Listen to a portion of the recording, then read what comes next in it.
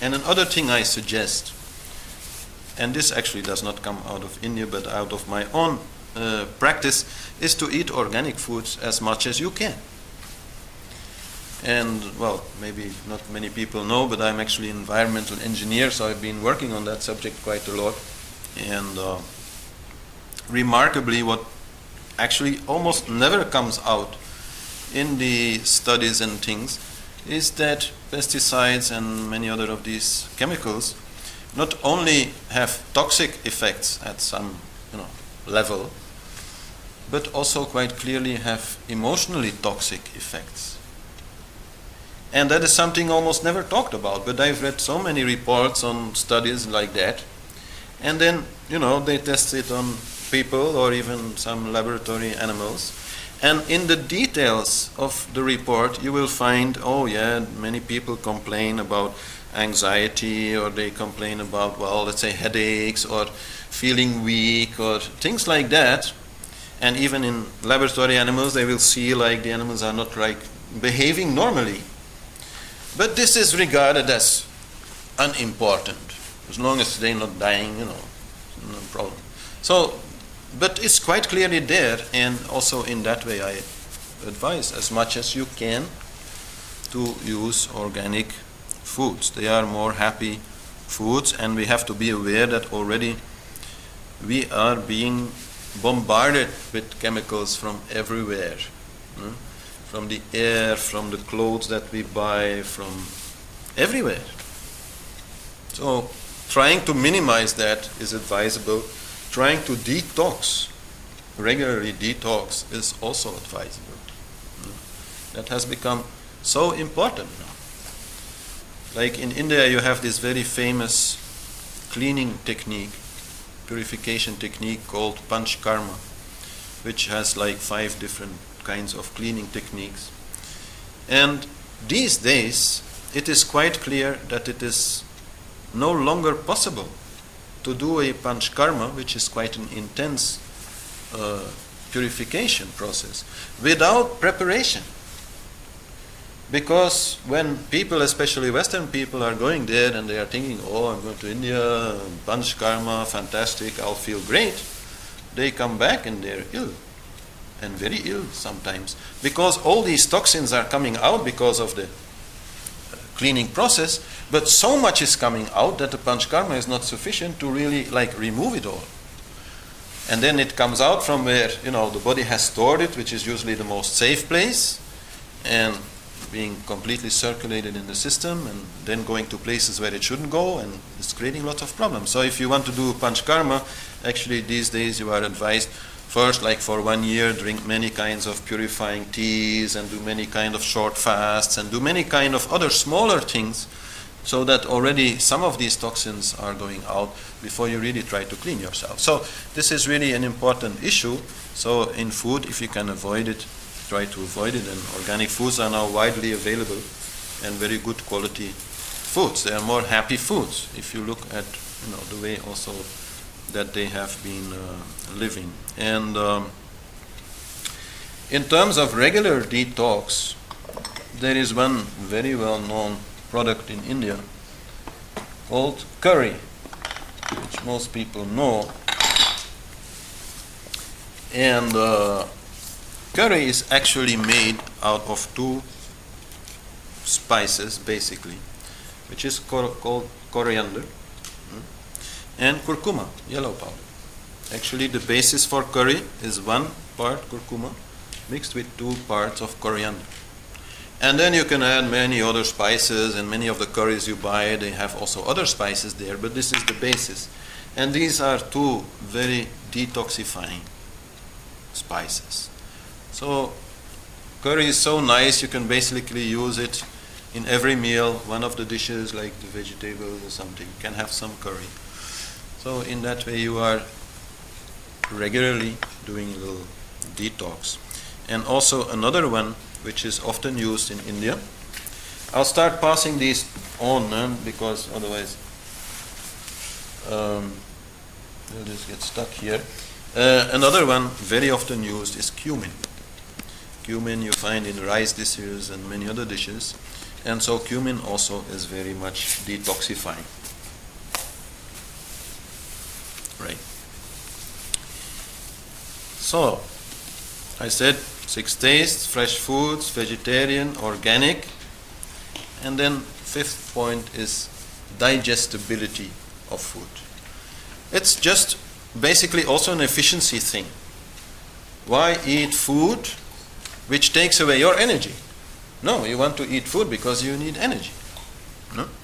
So, to learn how to make foods in a way that is not making you feel dull and tired is very important. And much of that also has to do with cooking in a way that stimulates your digestive fire, called Agni. Agni is actually the god of fire in India, and so the digestive fire is also called Agni. And Agni is a main thing, and especially the older you get, the less you have of it. So the more you have to stimulate it. And what mostly stimulates this digestive fire is a little pungent taste. So by putting some pungent taste in the food, you will stimulate your stomach to produce more acid. This acid of the stomach, you could say, is the digestive fire.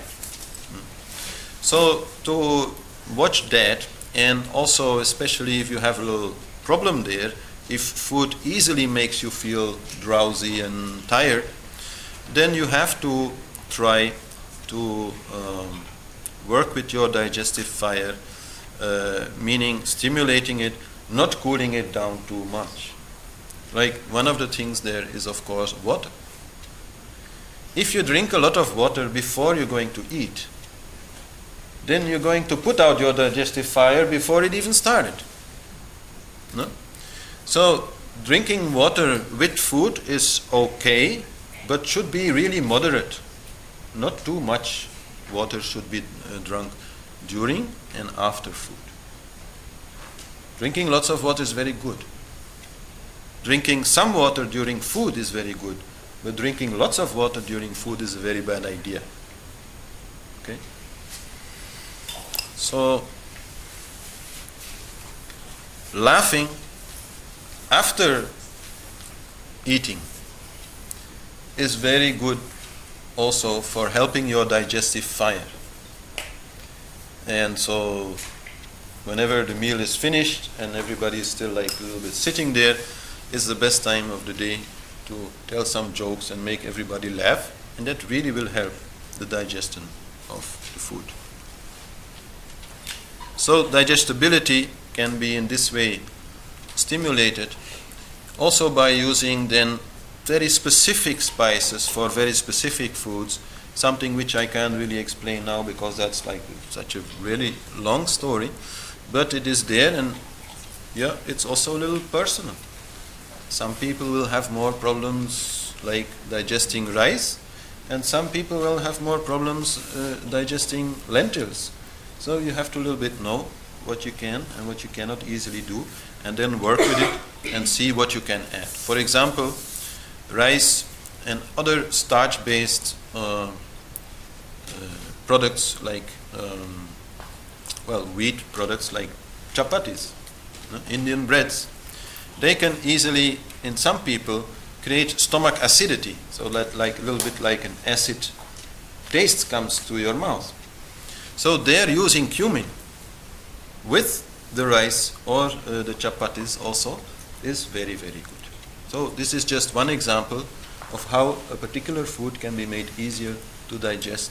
And a lot of that is already in the Indian recipes. You know, a lot of that is just there.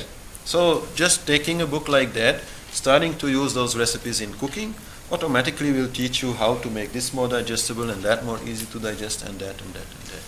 So this will take a little time to learn, but you don't need to learn it all. Yeah? You need mostly to learn what to do with those foods who give you problems. So you can do it. So digestibility, and then controlling vata. Vata is such a big thing. Vata is creating so many problems. Of all the doshas, is the one who makes the most problems.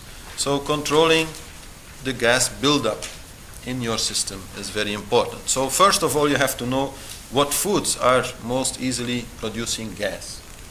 And that most people know in terms of like onions, garlic, cabbage, all kinds of cabbages are also doing that. And then everything which is like pulses and lentils, chickpeas, all these things. Those are the ones who are most easily doing it. Right. And then there is one unbelievable product which is called hing. Hing. Hing in Latin is called asafoetida, and in English is called devil's shit, because it smells relatively bad. I mean, I actually like it, but who knows? So the pure one is in here. It's only a little bit that I have left, but it's enough to give you an idea of that smell I was talking about. But here in the West we mostly find it like this, where it is diluted with some chickpea flour to make it a little less strong and more easy to use. This is actually so strong that it's a little hard to use. You have to like take a little bit of it and then put that in the food. And always put it in oil. Some oil, we will talk also still about the oils, but whatever oil, you heat it and you put this with it, and then you fry the onions or leeks or garlic or cabbages or lentils or whatever it is in that, and that will very much reduce the vata building effect. Of all the herbs and spices I'm showing today, this is number one most important for your health and also for your mental well-being. So some others can also help, like this one in India called ajwain, but quite simply this is oregano seeds. Oregano also is very good for reducing vata. Not so good as hing, but also quite good.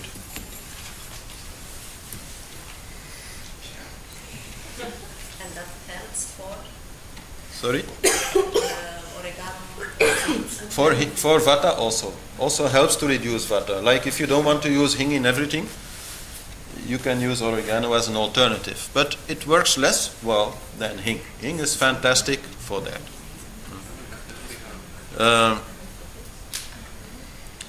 Then another thing which you also have to understand is that raw foods are not such a good idea in many cases. There are some vegetables you can eat raw because of their particular nature. Like there's cucumber, tomato, salad, green salad. There's probably a few others, but those are the main ones that you can eat raw without having a lot of vata. But all the others very easily will produce vata.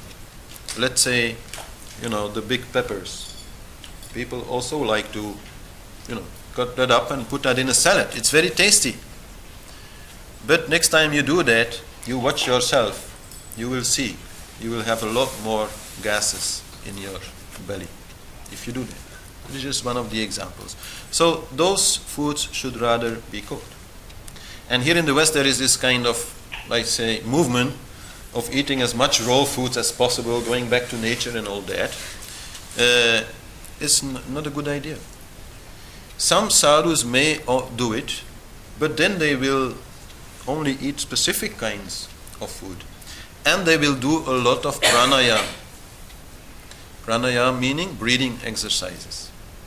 If you are having a lot of vata problems, then pranayama definitely is one way also to deal with it. And, if you like eating lots of onions and things like that, okay, you can, but then half an hour, 1 hour pranayama every day can like counter that effect. In pranayam, the vata, the wind, will be converted to prana and will actually give you energy. So many different ways to look at this, but the easiest way is hing. For me, this is the easiest. One other thing which you should also be a little careful about in this whole movement of natural foods is that you also should not take too much fibers. Especially if you are already a vegetarian, you're getting a lot of fibers. Too much fibers then should be avoided. Fibers are important for people who are used to eating only like potatoes, meat, and some really, very much cooked old vegetables. They lack fibers. But if you are a vegetarian and you're eating pulses and lentils and all these things, this is giving you a lot of fibers, so you definitely should not add to it. And even try to avoid it if possible. Like there are basically three qualities of rice. There is white rice, then there is whole grain rice, and then there is something in between, and I don't really know how it's called in English, but it has the outer husk removed, but the inner husk is still there. So that is really the best choice, because then you're having not so much fiber, but still a lot of the vitamins and things are there which you otherwise miss if you only eat white rice.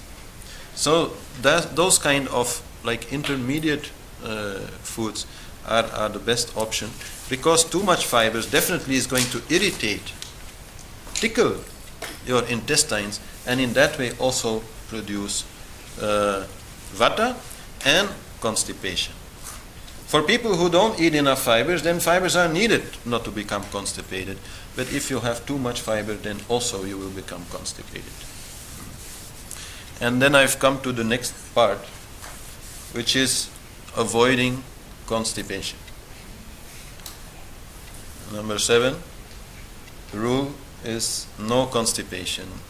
Harish Johari said constipation is the mother of all diseases. I don't agree. I think unhappiness is the mother of all diseases. But definitely constipation comes second. No?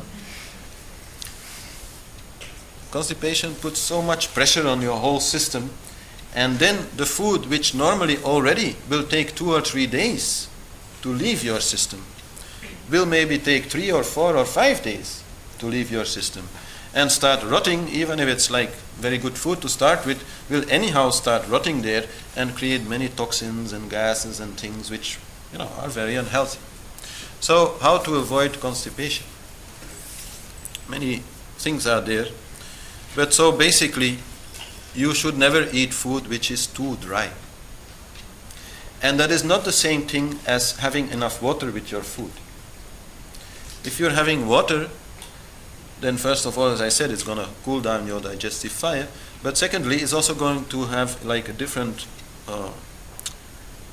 effect, because it's going to flow through very rapidly, and the food will still be there and will still be dry. No? So the way that it is done in India is that always in one meal there should be 1 or 2 dishes which are quite liquid, like one soup and then one juicy kind of vegetable, usually called ras sabji. The juicy kind of vegetable called ras sabji. And so that way then you can have 1 or 2 other things there that are maybe a little more dry, but by eating that together you're creating a mixture which is just going down easily, because that's basically what it is. It's a matter of gravity. It has to just easily go down. And so that's very important. And adding a little fruit to your food also obviously helps. And yogurt again is there also very good. To avoid constipation is very good. Constipation also very much produces vata. So it's also another problem. If you are constipated, then everything is blocked, it starts fermenting, it starts rotting, then more and more gases are produced. So it's really something you have to avoid. One important thing also is after the food, after you have eaten. Try to keep your system a little open. Don't sit like this. Like many people that go lie down and something. No. But they put lots of pressure here. And they don't allow gravity to work. So to keep a little straight after food is important. And the best asana, I think I was showing that not so long ago, but okay, not everybody was there. Best asana is this one for digestion. If you don't have a good digestion, then after food, sit like this. Keep the back a little straight. That really gives the most easy, digestion to your system. The other way around. Just like this. Okay. So, and then, as I said, you have to a little bit adapt your food to the people that you are serving and allow them also to, as I explained, with chutneys and pickles and things like that, to like adapt whatever you're giving them to their own need. But you also have to adapt to, the time of the day.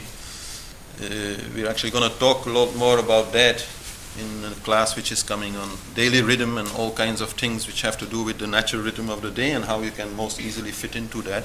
And obviously also eating habits there play a role. But also with the season. You can't eat the same things in summer as you eat in winter. In winter you're going to eat food which is making you more hot. And in summer you're going to eat food which is making you more cold. So let's say a cucumber yogurt salad is fantastic in summer, but to be avoided in winter except if you're already a very hot person. So in that way also you have to learn a little bit to adapt.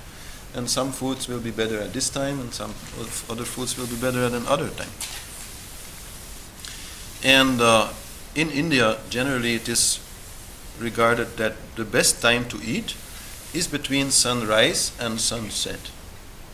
Because during that time there is the most energy available, the most prana in the air available to help you digest the food. After sunset, usually they will try not to eat.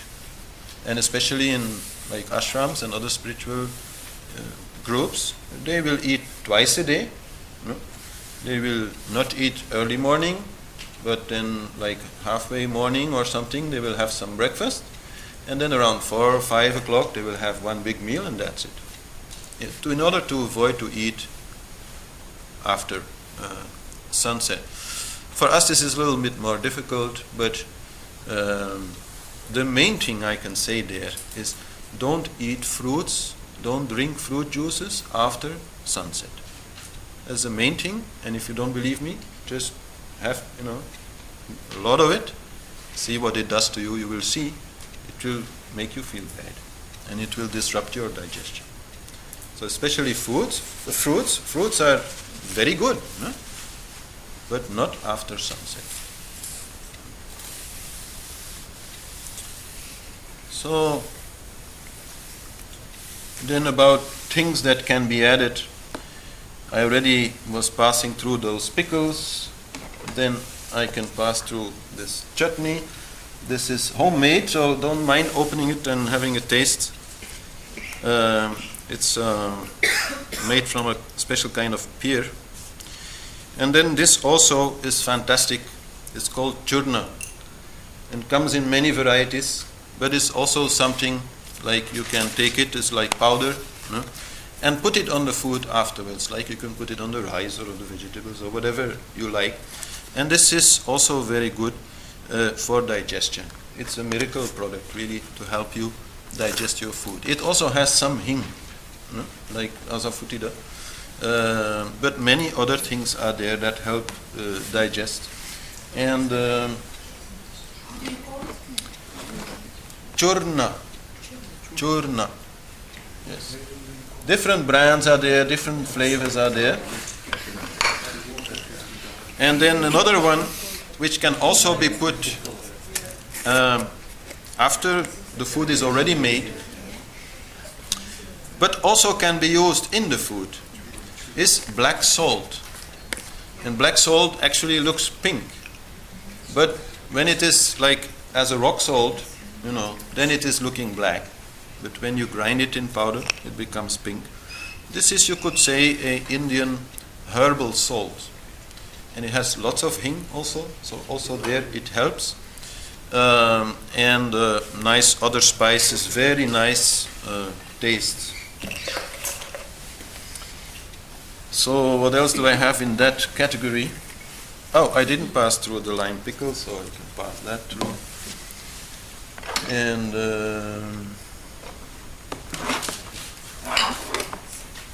I have one more thing. Oh no.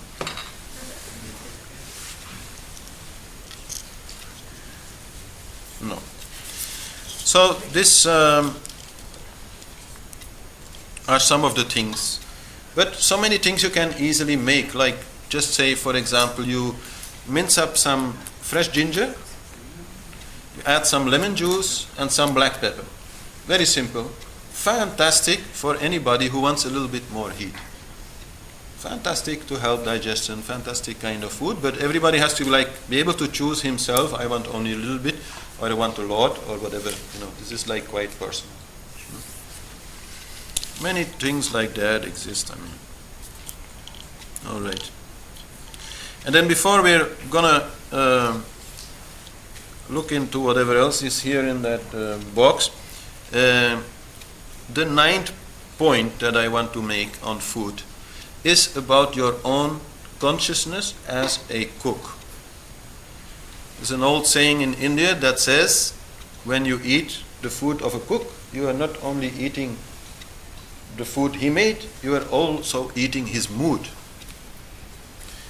So definitely some of your energy, some of your emotion, some of your feeling is going into the cooking, and then you are passing it on to everybody else. So if you are really feeling in a very bad mood, don't cook for other people. Better put some pizza from the freezer in the oven and say, okay, have that. It's just not a good idea. And if you're feeling a little bit bad, then first change that. Do a little mantra or do a little whatever that helps you to come out of that mood, and then start cooking.